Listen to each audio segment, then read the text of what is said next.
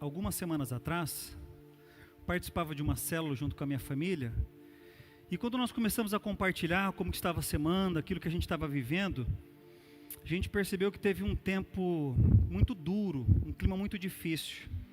Em razão do quê? Em razão daquilo tudo que nós estávamos passando. Em razão de que nós estávamos enfrentando o lockdown, em razão de que nós estávamos vivendo realidades até então não vividas. Antes, quando se falava-se de contágio, alguém positivou, alguém está internado, eram assuntos que eram distantes do nosso meio, eram longe. Hoje esse tipo de assunto começou a chegar perto. Quando não está dentro da nossa casa, está dentro da casa daqueles que nós amamos. Todo esse clima trouxe um peso muito difícil para a célula que a gente estava participando. E aí as pessoas começaram a compartilhar os dramas que estavam vivendo. Uns ainda dizendo, fizemos o teste, estamos aguardando. Célula online a gente estava participando. Positivou ou não positivou? Outros estavam em outro nível. Olha, nossos familiares, queridos que a gente gosta muito, nós estamos lidando com aqueles dramas. Entuba, estuba, transfere. Outros ainda lidando com uma série de situações. Está infectado, vamos controlar a saturação, gasometria, frequência respiratória. E esse era o clima que permeava a célula. E nós não podemos nos afastar, porque a gente não pode esquecer. Nesses dias de hoje, o arranhar da garganta, nesses dias de hoje, uma tosse, um espirro, já é motivo da gente perder o sono. Digo isso a vocês, que um dia desse eu comecei a espirrar, e eu falei, ai meu Deus, deu negativo. Então, como se não bastasse todas estas coisas que nós estamos vivendo, ainda temos que lidar com todos outros cenários, como cenários econômicos, que têm trazido abalo, cenários políticos, cenários do trabalho, a empresa fecha, a empresa não fecha, vai demitir um pouco para reduzir as despesas da empresa, lockdown e todas essas coisas. Então aquela reunião, ela começou um indicativo de que as coisas estavam indo de mal a pior. Assim era aquele clima, daquele tempo, daquela célula. De que a gente está, inclusive, à mercê, rendido aos nossos governantes, aos nossos políticos.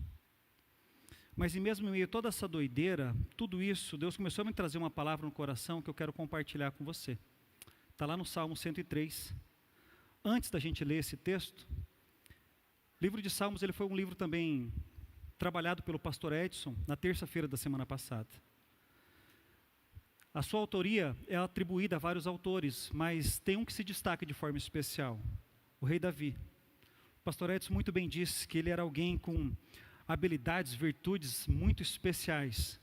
Alguém que era capaz de habilidosamente empunhar uma espada, um guerreiro nato, mas alguém com toda a sensibilidade do coração também capaz de compor canções, poesias lindíssimas, com alinhamento, com uma sintonia com o Senhor, como poucos fizeram, conforme a gente percebe, registrado no livro dos Salmos. Ainda falando sobre Salmos, sabia que ele é o maior livro da Bíblia, dos 66, o maior é o livro de Salmos? Sabia que em Salmos está o maior capítulo e o menor capítulo da Bíblia? O maior capítulo no Salmo 119 e o menor capítulo no Salmo 117? Tem também o texto que talvez seja o mais lido, aprendido, mais decorado. O encorajador Salmo 23, o Senhor é meu pastor e nada me faltará. Tem também o Salmo 91, bem utilizado em situações de batalha espiritual. Algumas pessoas até costumam deixar o Salmo 91 aberto, na estante, na cabeceira. Isso talvez como um sinal de buscar fortalecimento. Não que tenha nada errado em deixar a Bíblia aberta nesse Salmo, não é isso. Mas a gente deveria guardar a palavra no coração. Salmo 119, 11 diz assim: guardo no coração as tuas palavras, é no coração, para não pecar contra ti. Então, em tempos tão desafortunados de esperança, eu convido vocês a abrir as suas Bíblias no Salmo 103, nós iremos ler os versos do 1 ao 3, cuja autoria também é atribuída ao rei Davi. O texto vai ser também disponibilizado para você que acompanha pela internet, vai estar aparecendo aí na sua tela. Diz assim a palavra do Senhor: bendiga minha alma, ó Senhor, e tudo que há em mim, bendiga o seu santo nome. Bendiga minha alma, ó Senhor, e não se esqueça de nenhum só de seus benefícios. Ele é quem perdoa todas as suas iniquidades, quem cura todas as suas enfermidades. Vamos orar? Pai, obrigado pela palavra do Senhor, que é viva. Pai, vem sobre a vida de cada um aqui hoje, nessa noite, trazendo edificação, destampando os ouvidos espirituais, que a Tua palavra possa, de multiforme encontrar a cada um, fazer sentido, trazer tratamento, fortalecimento, ensino, e que o Senhor possa mais uma vez usar o Teu servo, ao qual se coloca diante da Tua presença em absoluta reverência, em nome de Jesus. Amém. Os salmos sim são fontes de inspiração, os salmos sim são fontes de fortalecimento, os salmos são um instrumento da parte de Deus para recobrar ânimo, recobrar vigor, nos encher de alegria, de esperança e de fortalecimento. Nesse contexto, nós iremos falar sobre um tema que eu pensei para a mensagem de hoje, e é bendizendo ao Senhor em todo o tempo. Você pode repetir comigo? Bendizendo ao Senhor em todo o tempo. Logo no início do texto que nós lemos, tem algo que chama a atenção, que diz assim: bendize, ó minha alma, ao Senhor. E o que significa bendizer? Bendize, ó minha alma, ao Senhor. E aí eu fiquei pensando, e bendizer significa falar bem. É o contrário de maldizer. Maldizer se encaixa muito em alguns momentos da palavra como fofoca, fala mal. Inclusive fofoca não é de Deus. Então o contrário do maldizer é bendizer, é falar bem sobre alguém ou sobre alguma coisa. Isto é bendizer. Ainda sobre esse primeiro trecho, bendize a minha alma, a expressão hebraica no original, quando fala sobre minha alma, ela era uma maneira típica que os hebreus se referiam àquilo que estava lá dentro, aquilo que estava no íntimo, dentro das entranhas psicológicas, emocionais, aquilo que estava no profundo. Aí eles se referiam à minha alma. O salmista dá um tom de amor intenso e profundo de alguém que viveu uma experiência, de alguém que experimentou a lealdade de Deus. E dentro então desse contexto, pensei em trabalhar 3 lições com vocês, simples, mas que eu acredito que vão fazer sentido à sua vida. E a primeira delas é que eu devo bendizer a Deus em tudo. Como diz no verso 1 do texto que nós lemos, está assim: bendiga a minha alma, ó Senhor, e tudo que há em mim, bendiga ao seu santo nome. E falando sobre esse tudo que há em mim, bendiga ao Senhor, eu comecei a viajar um pouco, pensar o que o salmista quis dizer.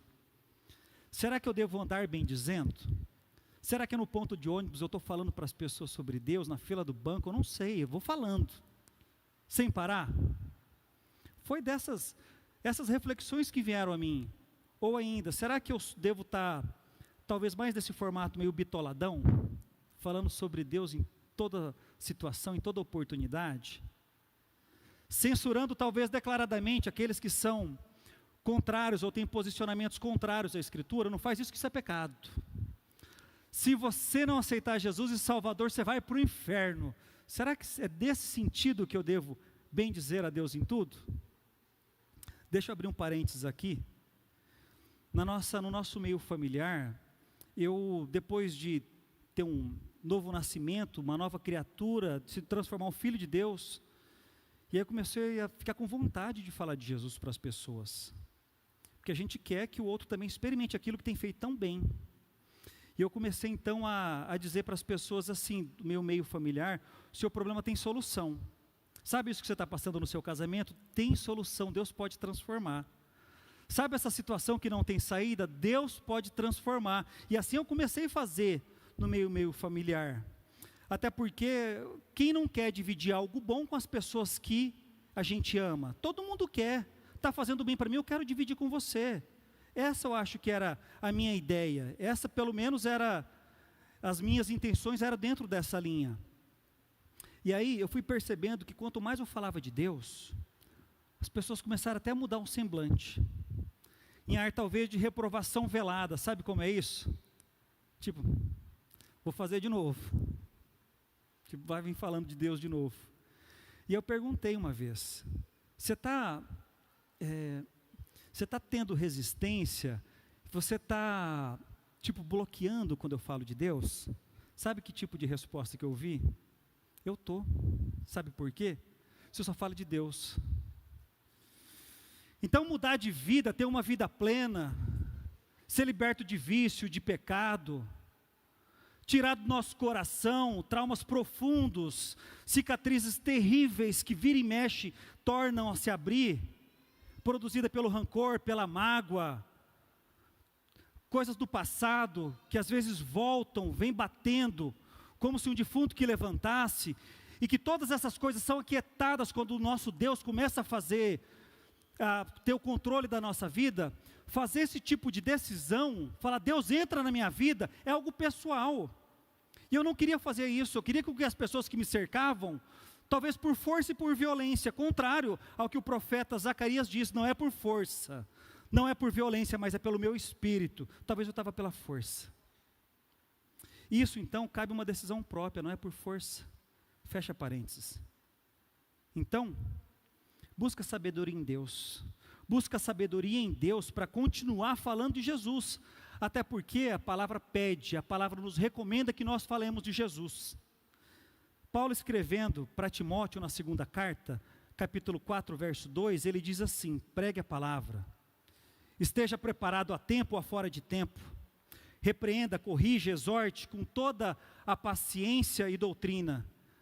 Pregue a palavra a tempo e fora de tempo, toda hora, pregue a palavra, prega. Mas talvez eu tenha incorrido em um erro, sabe qual? Pregar a palavra com as palavras. Talvez o meu erro foi de pregar a palavra falando, quando na verdade eu deveria ter feito isso. Olha aqui para mim, só um pouquinho, fechado a boca, e que as pessoas pudessem ler de Jesus através das minhas ações, das minhas atitudes. Agostinho de Hipona, um importante teólogo, sabe o que ele diz a respeito disso? Prega o evangelho. Se necessário, use palavras. Prega. Mas não só com palavras, mas especialmente com as suas atitudes, sendo testemunho vivo daquilo que Deus é capaz de fazer na vida de alguém. Mas será que era sobre isso que o texto estava falando para nós? Será que era sobre, quando a gente falou que bem dizer a Deus em tudo? Será que era sobre isso? Em todos os ambientes falando de Deus? Aí eu faço uma pergunta para você, será que o tudo tem a ver com eu devo bem dizer a Deus em tudo? A forma como eu me relaciono com as pessoas, de modo coerente, de modo amistoso, de modo gentil, de modo prestativo, será que pode bem dizer a Deus? Como eu me relaciono com os lados da minha casa, sendo agradável, amável, amoroso, prestativo também, será que pode bem dizer a Deus?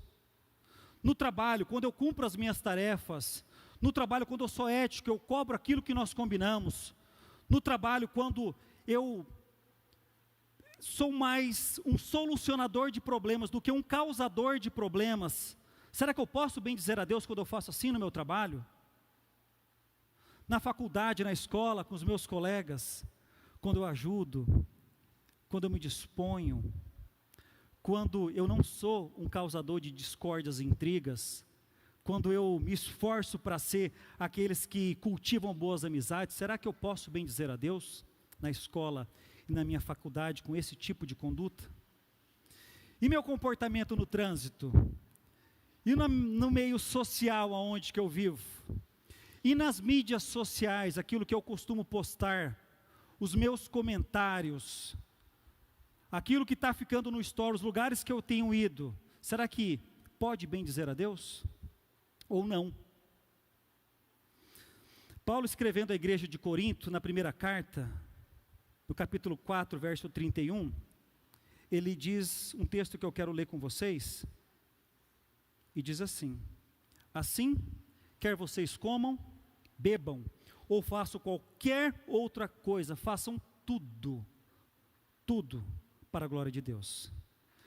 Então, meu irmão e minha irmã, que a sua vida seja assim, um culto, aonde tudo que você faça possa bendizer a Deus. Outra lição que eu extraio do texto é que eu devo me lembrar dos seus benefícios, conforme menciona no verso 2, que diz assim: bendiga minha alma, ó Senhor, e não se esqueça de nenhum só dos seus benefícios.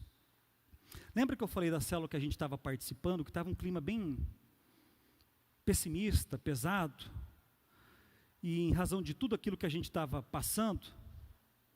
E a propósito, quem aqui já foi a uma célula? Quem tem participado de uma célula? Só para eu ter uma ideia, levanta a mão quem está em célula. Não abaixa não, segura só um pouquinho. Coordenadores de célula, líderes de célula, todo mundo que não levantou a mão são pessoas que a gente pode alcançar para Jesus e trazer para a nossa célula, viu? Glória a Deus pela sua vida. Célula foi um lugar que foi uma bênção. Célula foi um lugar onde nossa família foi cuidada.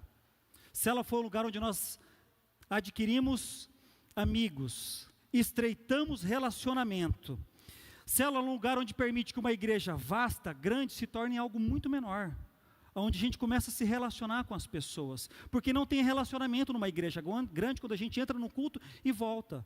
A gente não compartilhou os nossos dramas, a gente não recebeu uma oração específica, na maioria das vezes a gente não fez amigos. Na semana as pessoas não ligaram para nós para dizer como é que você está, como é que está aquele problema com o seu pai. Na célula sim. Fica para você um convite, ao final vai ter alguém lá no espaço integração, você que tem interesse, fala, olha, eu tenho interesse, eu quero só saber mais de célula. A gente vai estar ali para te ajudar, tá? Falando ainda em célula, nossa filha mais nova, a mais velha hoje já está estudando, fazendo faculdade fora, a mais nova ama a célula. Sabe por quê? Os amiguinhos dela estão na célula. Célula é nossa família, assim que a gente vê a célula. Aí, mesmo nesse clima pesado, na célula, Deus começou a trazer algo no meu coração, das coisas maravilhosas que Ele tinha feito, que nunca tinha me deixado faltar nada. Eu comecei a lembrar que nossa despensa nunca tinha ficado vazia. Nunca abri a despensa e falei, meu Deus, o que eu vou servir para minhas filhas? Isso nunca aconteceu. Glória a Deus por isso. Eu comecei a lembrar que independente do outono, independente da estação, se esquenta, se esfria, nós nunca saímos correndo para comprar agasalho. Deus já tinha provido. Lembrei também que Deus sempre nos deu a oportunidade de trabalhar de forma honesta. E mais, ainda nos deu saúde para produzir. Louvado seja Deus por isso. E aí que mesmo diante das lutas que a gente foi enfrentando, os desafios, os dilemas que foram aparecendo, Deus foi dando saída, foi dando solução. Estava com a gente não estava sozinho.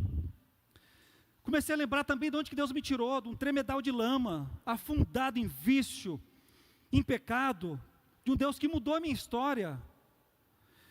E aí comecei a lembrar que Deus nos deu uma família. Deus nos deu uma família que tem lutado para viver a verdade do Evangelho, isso não é pouca coisa. E aí depois eu fiquei lembrando, nossa, eu estou na pandemia. Aí eu comecei a pensar que independente de pandemia ou sem pandemia, se a minha senha tocar, eu tenho certeza absoluta para onde eu vou. Eu vou morar com meu pai, louvado seja Deus por isso. E aí comecei o meu coração a se encher dessas coisas. E nesse ponto a gente começa a experimentar um sentimento de acreditar, daquilo que também vem à nossa mente. Eu tenho 2 personagens da palavra do Senhor que eu gostaria de mencionar a você. Que eles pensaram, eles escolheram algo que deveria estar na mente deles, algo que deveria ser um combustível. O primeiro deles é Jó.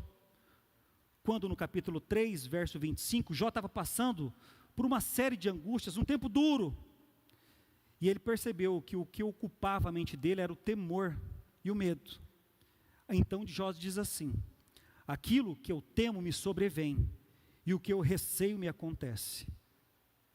Segundo personagem, o profeta Jeremias, quando no livro de Lamentações, no capítulo 3, verso 21, Jeremias ele declara aquilo que ele gostaria que tivesse na mente dele. E ele diz assim, eu quero trazer à memória aquilo que me dá esperança. Eu quero que o meu coração, a minha memória e a minha mente seja cheia de esperança. Percebe a diferença? Um estava cabrunhado, encolhido, estava com medo. E o outro estava falando, não tem, as coisas estão pegando, mas eu quero a esperança no meu Senhor. É dentro desse sentido que eu gostaria também de estar me agarrando. São tantos os cuidados. São tantos os cuidados do meu Deus, que eu rogo para a minha vida, que Deus possa me trazer sempre a memória, e eu não se esqueça de nenhum só dos benefícios de Deus para comigo. As coisas estão difíceis, mas que eu possa ser lembrado todo dia daquilo que não tem me faltado, do suporte do meu Deus, que seja assim para a sua vida também, que você possa se fortalecer, lembrando de tudo aquilo que Deus já fez. Então, eu devo bem dizer a Deus em tudo, eu devo me lembrar de todos os seus benefícios, e por último, eu devo acreditar que Deus pode fazer todas as coisas. Assim como menciona no verso 3, diz que é Ele quem perdoa todas as suas iniquidades, quem cura todas as suas enfermidades. Em meio a tantas informações que nós temos recebido esses dias, tanta coisa tem acontecido.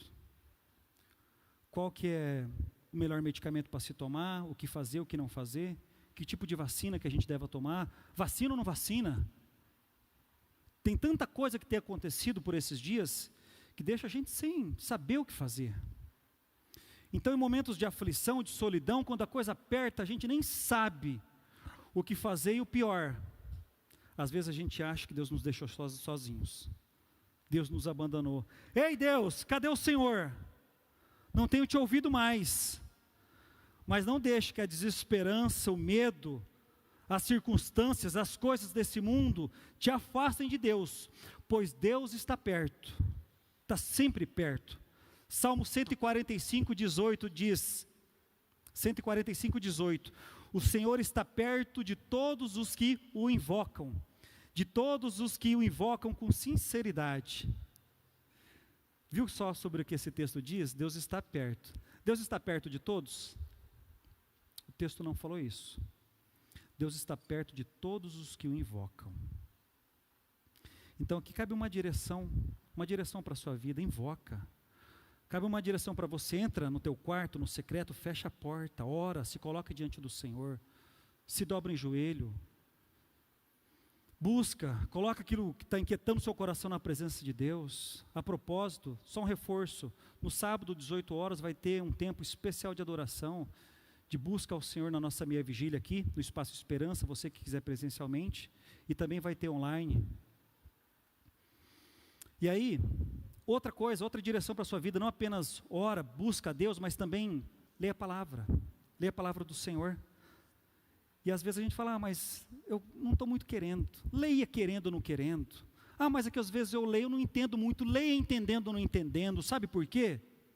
Porque isso gera relacionamento com Deus da palavra. Ainda que você não entenda, Deus entende. Deus entende o que você está passando. E aí você começa a entrar, sabe aonde? É na presença do nosso Senhor.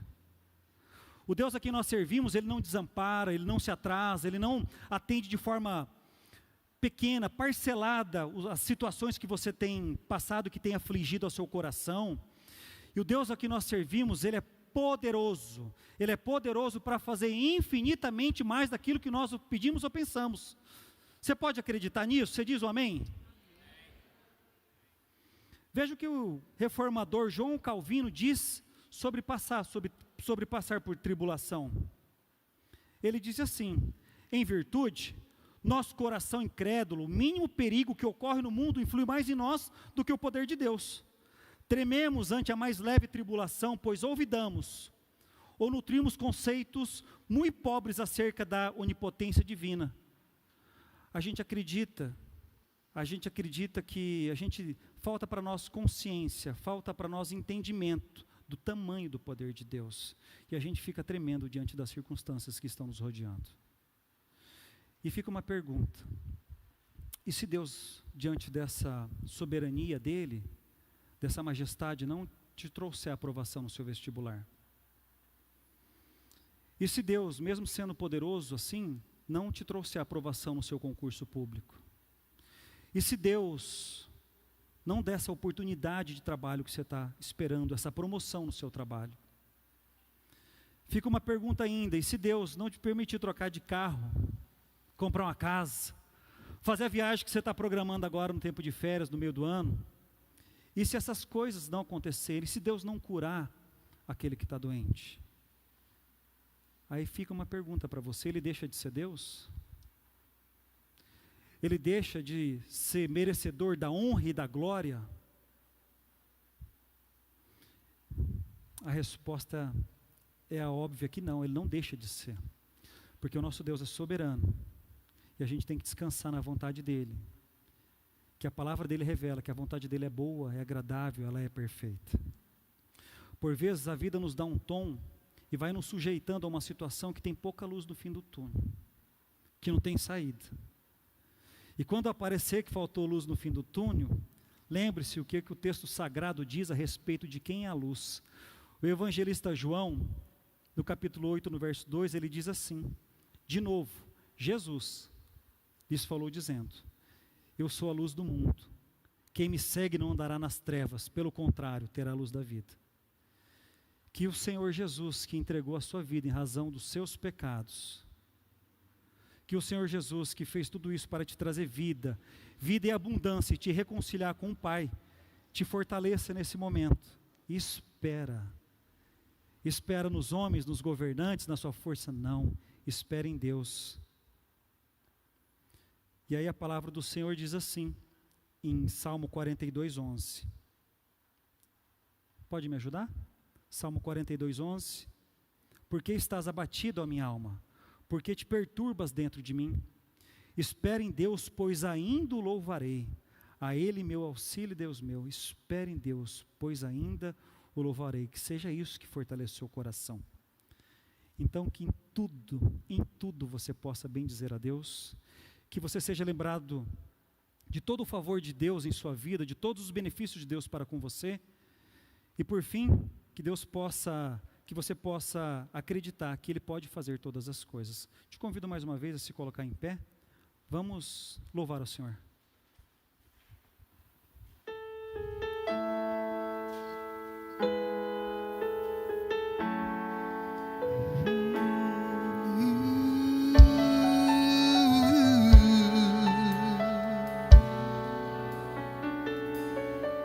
Minha fé não está firmada nas coisas que podes fazer. Eu aprendi a te adorar pelo que és. Dele vem o sim, o amém, somente dele, mais ninguém.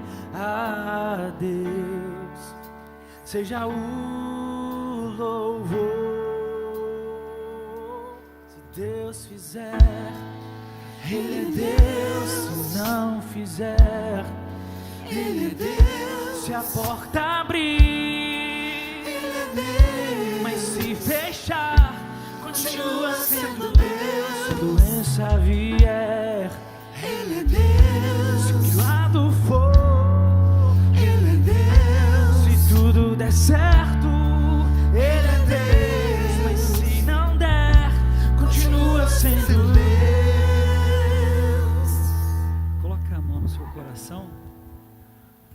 Pai, é o que nós entregamos diante do Senhor, o reconhecimento de que nós podemos no Senhor, Deus, exaltar o Teu santo e bendito nome em todas as coisas, em tudo que é em nós.